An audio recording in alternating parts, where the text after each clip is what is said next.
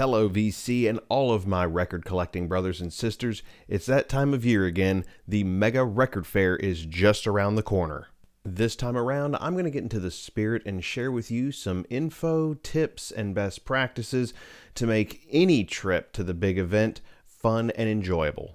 Now, this will be divided into a 6-episode series, so sit back and enjoy what I hope will be a fun ride. So if you're new here, welcome in, and if you're a repeat offender, welcome back. I'm Johnny, you're watching Channel 910, and this is the Road to Den Bosch.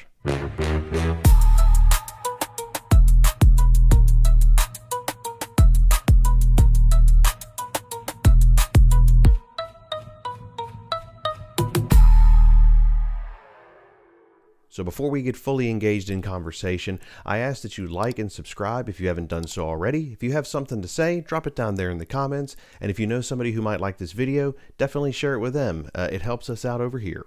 In previous episodes, I have talked about how overwhelming this record fair can be. I've also touched on the extensive variety of vendors and all the other events that you can partake in at the Mega Record Fair. But in an effort to alleviate some of that stress and undue anxiety, I'm going to share with you a practice that I use to kind of make this whole process easier, and that is making a want list. Now, of course, there are some items that whenever I go to a record fair, it's immediate. I don't have to think about it. I'm a Beatles guy. I'm always going to go to the Beatles crate and look through there. I'm going to look behind the vendor at the wall, and because that's usually where they keep all of their more collectible high-end stuff. So there are places that my eyes are immediately going to go, and I will never forget to look in those places every time. But what about the other stuff that might not be on the forefront of my mind, but I really do still want to look for it while I'm there, and I don't want to forget it? That's where the list comes in. So your list should ultimately help keep you on course and focused, but it can also benefit your search by handing it off to the person that knows best what's in the crates, the vendor. If a vendor is not swamped, which unfortunately does happen quite often at Den Bosch, most of these vendors will be willing to take a look at your list and help you find what it is you're looking for.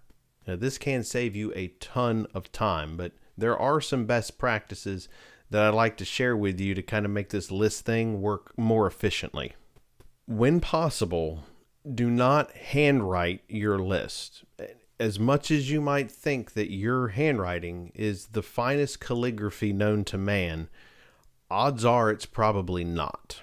So even though you can read it, it doesn't mean everybody can, and typed font is always easier to read than handwriting, so I recommend you do this on a computer. Use photos on your list. Sometimes it's easier for a dealer just to scan your list and see these photos, and then they know exactly what it is you're looking for. I personally am a visual learner, and so this kind of thing really appeals to me as well. And while English is very common in the Netherlands and really at this event as a whole, the universal language is imagery. Avoid using your Discogs want list. I know it might be easier just to click export and then print it, and then you have a copy right there, but it's too much information, and it can be a little information overload to this vendor who's really busy, and he's trying to look at a list, and it's got all this detailed information on it. Just the simpler, the better.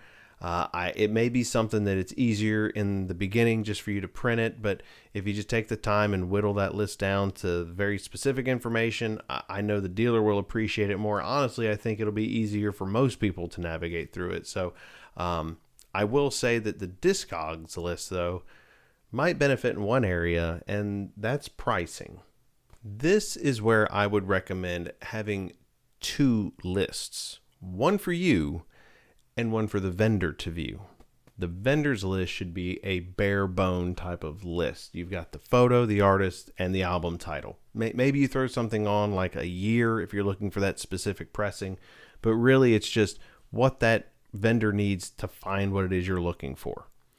Your list should also have a column with the target price that you are willing to pay for these items, so that when you look at your list, you can quickly cross-reference when you've found an item what you've already predetermined you're willing to pay for it.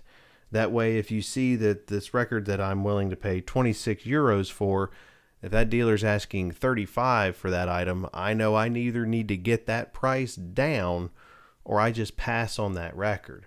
So this is kind of your good baseline to keep you within budget, which is something we'll talk about in a future video, and to make your entire shopping experience more efficient. Now, how do you come up with these target prices?